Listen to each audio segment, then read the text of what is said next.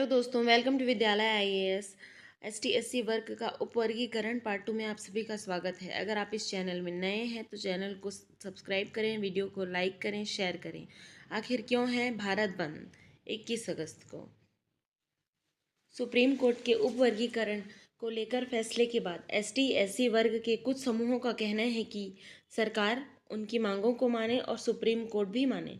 अगर मांगें स्वीकार कर ली जाती हैं तो सभी चीज़ें ठीक हो जाएंगी, वरना भारत बंद की स्थिति बनी रहेगी और हो सकता है कि आगे आने वाले समय तक यह कार्यक्रम लंबा भी जा सकता है और बार बार ऐसे दिन देखने को मिल सकते हैं। पर क्यों हो रहा है ऐसा? क्यों दलित संगठन इस प्रकार की घोषणा कर रहे हैं? इसके पीछे जुड़ी हुई कहानी हमें हर एक चीज़ समझनी होगी। तो फिलहाल सबसे पहले देखते हैं कि भारत बंद क्यों है। 21 अगस्त को फिलहाल पूरा भारत बंद है, यहाँ हम लोग देख पा रहे हैं। लेकिन इसके पीछे की जो कहानी है वह कहानी जुड़ी हुई है दरअसल सुप्रीम कोर्ट से और हमारे देश के मुख्य न्यायाधीश से। बीते दिनों में एक खास याचिका लगी थी कि सुप्रीम कोर्ट में जो याचिका उस याचिका में यह मांग की गई थी कि अनुसूचित जाति और अनुसूचित जनजाति में देश भर में आरक्षण की व्यवस्था की गई है। लेकिन आरक्षण की व्यवस्था होने के बावजूद वर्ग जितने भी वर्ग, चाहे अनुसूचित जाति हो या अनुसूचित जनजाति हो, जितने भी लोग शामिल हैं, सभी वर्गों को इसका समान लाभ नहीं मिल पा रहा है। इन सूचियों के तहत जो शामिल जातियां और जनजातियां हैं, उनमें से कुछ ही हैं जो आरक्षण का पूरा पूरा लाभ ले रहे हैं और एक पर्टिकुलर समाज ही आरक्षण का लाभ लेते हुए आगे बढ़ता जा रहा है और सामाजिक आर्थिक रूप से संपन्न हो रहा है। वहीं इसके अलावा आज के समय में भी आरक्षण की व्यवस्था होने के बावजूद अनुसूचित जाति और अनुसूचित जनजाति के बहुत सारे समुदाय पिछड़े में बने हुए हैं, पिछड़े वर्ग के रूप में बने हुए हैं। उन तक इस आरक्षण का कोई लाभ नहीं पहुंचा। अब जब आरक्षण का ठीक से बंटवारा नहीं हो पा रहा है और सभी लोगों को लाभ नहीं हो पा रहा है, तो कुछ निर्णय लिए जाने चाहिए, कुछ डिसीजन लिए जाने चाहिए ताकि आरक्षण का सभी को लाभ हो और ना मतलब सभी को लाभ हो। मतलब एक ही वर्ग सारे लाभ ले जाए और बाकी वर्ग पीछे जाए, ऐसी चीज़ें नहीं होनी चाहिए। सबको समान लाभ मिलना चाहिए। इसीलिए एसटी और एससी में क्रीमी लेयर का नया प्रावधान लाने का कोशिश किया गया था। अब इसको समझते हैं कि क्रीमी लेयर क्या होता है। क्रीमी लेयर होता है मलाई की परत।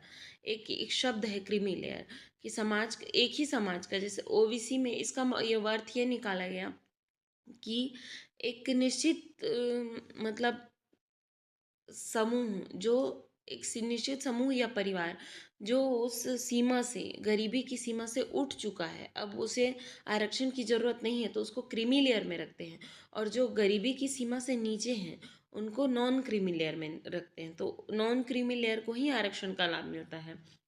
क्रीमी लेयर का सिस्टम अब हम लोग एसटी और एससी के आरक्षण के तहत देख सकते हैं। जैसे कि यह व्यवस्था पहले ओबीसी रिजर्वेशन में के अंतर्गत बनी हुई थी। सुप्रीम कोर्ट ने इसकी याचिका सुनी और सुप्रीम कोर्ट के ये सही लगा कि वास्तव में यह बात तो सही है, सामाजिक आर्थिक रूप से संपन्न हो गए हैं, उनके लिए क्रीमी लेयर सिस्टम होना चाहिए। हमारी शेड्यूल कास्ट और शेड्यूल ट्राइब कैटेगरी है, इसके तहत सब क्लासिफिकेशन होना बहुत ज़रूरी हो गया है, क्योंकि कई लोग ऐसे भी हैं आज एसटी एससी में जो लोग बहुत अमीर हैं लेकिन आरक्षण का लाभ आज भी उनको मिल रहा है, और कुछ लोग ऐसे हैं जो अबुझमाड़ में हैं और गरीब हैं, उनको यह आरक्षण मिल ही नहीं रहा है। वहीं जनरल में आरक्षण देने के लिए सवर्ण का प्रावधान लाया गया और ये 2004 से देखा जा रहा था, 2004 से ही चल रहा था सुप्रीम कोर्ट में। जजमेंट अभी आया है। सुप्रीम कोर्ट कह चुका है कि हाँ बिल्कुल एससी के अंदर भी हम लोग सब क्लासिफिकेशन कर सकते हैं, क्रीमी लेयर की व्यवस्था कर सकते हैं, यह सब कुछ संभव है और ज़रूरी भी है। सुप्रीम कोर्ट ने आज के समय में यह बात कही। सुप्रीम कोर्ट ने कहा कि देखिए, आरक्षण को हम लोग किसी भी एक वर्ग के ऊपर केंद्रित नहीं कर सकते। जितने भी लोग इस सूची में शामिल हैं, यानी जितने भी समुदाय या जो भी जातियाँ शामिल हैं, सभी को समान लाभ मिलना चाहिए। आरक्षण की व्यवस्था किसी एक जाति या किसी एक जनजाति के लिए तो नहीं है, लेकिन सबको लाभ कैसे मिलेगा?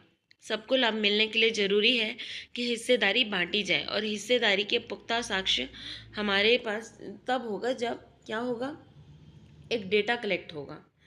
इस कारण दलित समूहों द्वारा, अब ये सब हुआ इसी जजमेंट के कारण, जितने भी दलित संगठन हैं, समूह हैं, इन लोगों ने भारत बंद की घोषणा की है। अब हम ये देखते हैं कि भारत बंद में क्या बंद रहता है और क्या खुला रहता है। जैसे भारत बंद जैसी स्थिति में यहाँ सिर्फ इतना होता है कि ये लोग अपना प्रदर्शन करते हैं और संविधान का अनुच्छेद 19 इनको शांतिपूर्ण प्रदर्शन की अनुमति देता है, लेकिन दंगा नहीं होना चाहिए। सामने बातें और शांतिपूर्ण प्रदर्शन कर सरकार के सामने अपनी बातें प्रस्तुत करते हैं। उन्होंने कहा है कि सारे कार्य शांतिपूर्ण ढंग से होंगे, कोई भी विवाद यहाँ उत्पन्न नहीं होगा और न ही किसी प्रकार का कोई दंगा करना चाहते हैं। लेकिन इन सब परिस्थितियों के बावजूद हम देखते हैं कि यातायात ठप हो जाता है, यातायात की परेशानियां काफ़ी ज़्यादा होती हैं। हालांकि बाकी सभी चीज़ें व्यवस्थित रहती हैं, जो भी सरकारी चीज़ें हैं, सरकार इन चीज़ों का समर्थन नहीं करती। हालांकि सरकार ने पुलिस को और बाकी बलों को अलर्ट कर देती है और ताकि सभी चीज़ें शांतिपूर्ण ढंग से हो पाएँ।